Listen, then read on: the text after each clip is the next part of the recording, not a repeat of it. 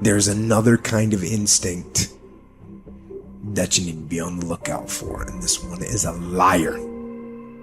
This one is a saboteur. This one is a backbiter. This is the instinct that says, you've had enough. You've given it your best shot. You can stand down. You can back off. You can rest now. Which sets up this problem for all of us. You're never going to feel like it. It's your job to make yourself do the crap you don't want to do so you can be everything that you're supposed to be.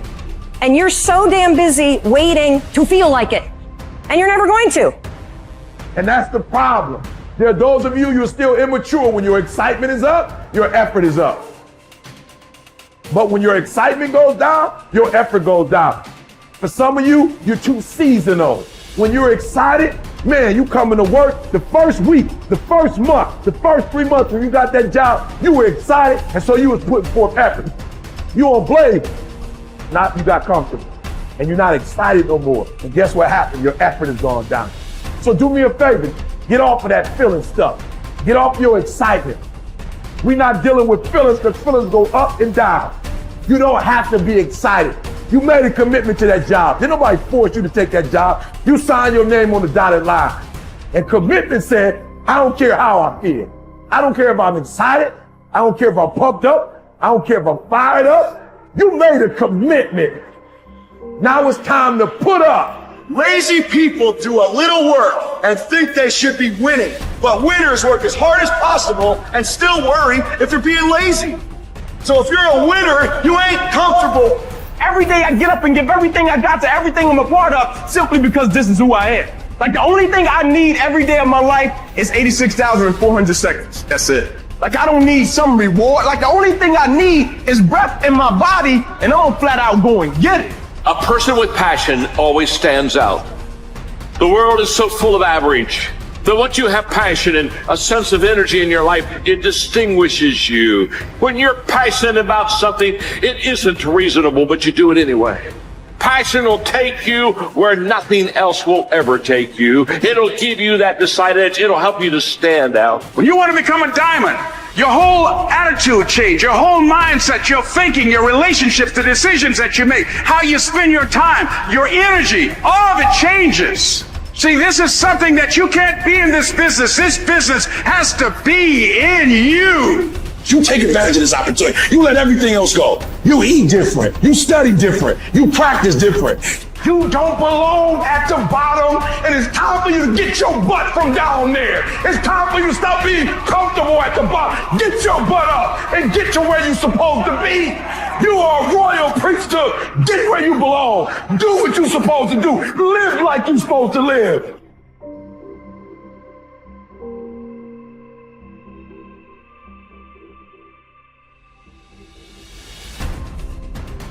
Get better every day.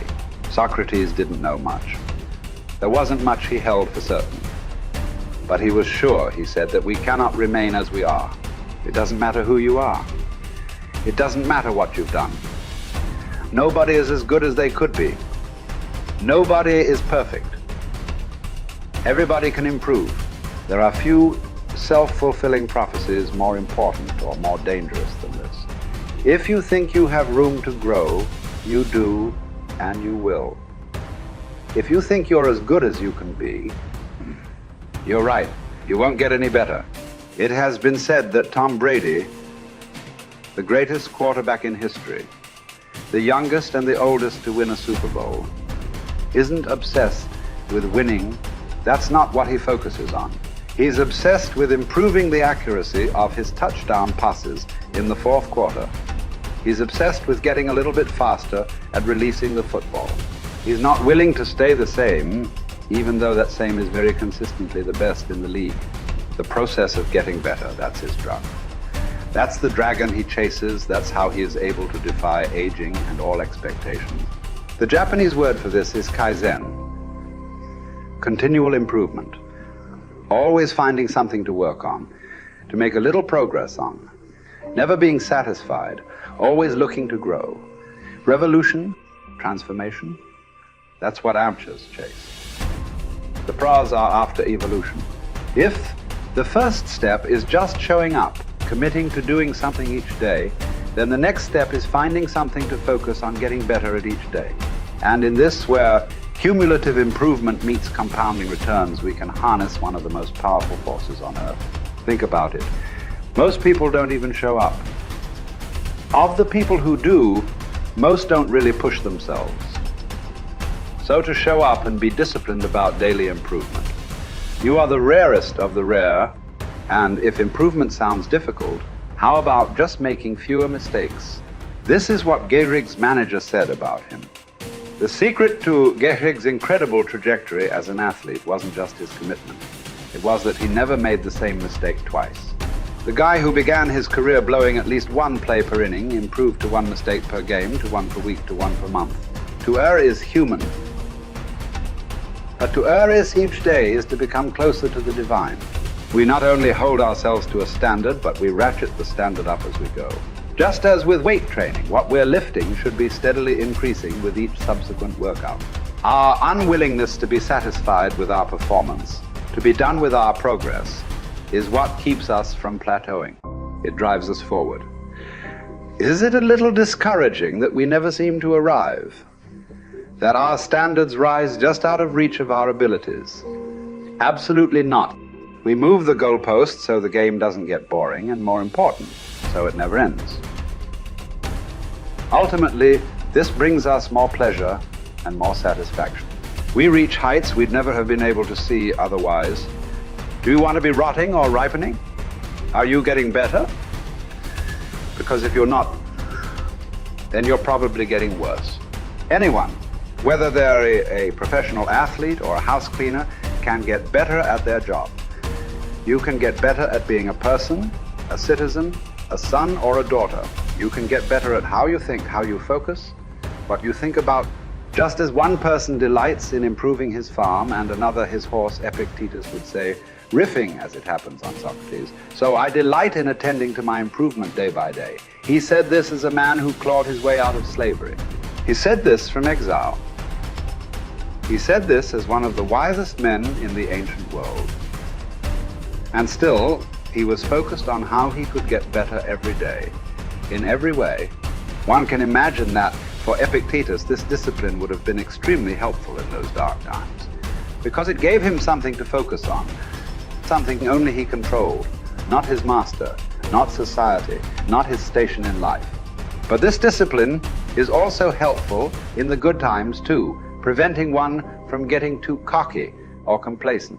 It doesn't matter what the scoreboard says, or the bank balance, or the sales figures, or the headlines.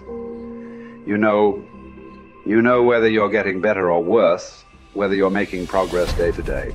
And if you are, wonderful. If you know there is room for improvement, also wonderful. Either way, your marching orders are the same. Come what may, success or failure, fame or misfortune. A focus on progress lets us look ourselves in the mirror with pride and ignore all the commotion in the background. It's the journey of a lifetime. In fact, that's the way to think about all of this. How much progress could you make if you made just a little each day over the course of an entire life? What might this journey look like? Where might it lead if each bit of progress you made presented both the opportunity and the obligation to make a little more progress, and you seized those opportunities, you lived up to those obligations each and every time? Will you choose to take this journey? Will you continue on, even when you've reached further than you ever thought you could go? Or will you stop there? Are you going to keep practicing? Or have you decided that this is good enough? That you're good enough? Will you remain as you are? Or become what you're capable of? Because once you stop getting better, there's only one direction to go. Do the best you can. The Emperor says in Marguerite Yourcenar's beautiful novel Memoirs of Hadrian, do it over again. Then still improve, even if ever so slightly, those retouches. It's a beautiful irony. You're never content with your progress, and yet you're always content. Because you're making progress. What does it mean to live an infinite life? Clearly, our lives are finite. We're born, we die, we come, we go. But life is infinite.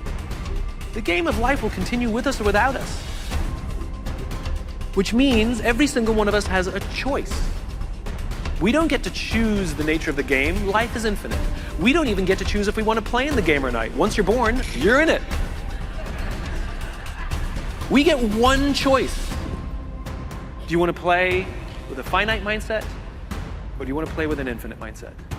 To play with a finite mindset means waking up every day and say, I'm going to be the best, I'm going to be better than everybody else, I'm going to accumulate more power, more responsibility, more money, whatever it is, whatever your metric is, I'm going to get more than anybody else. Me.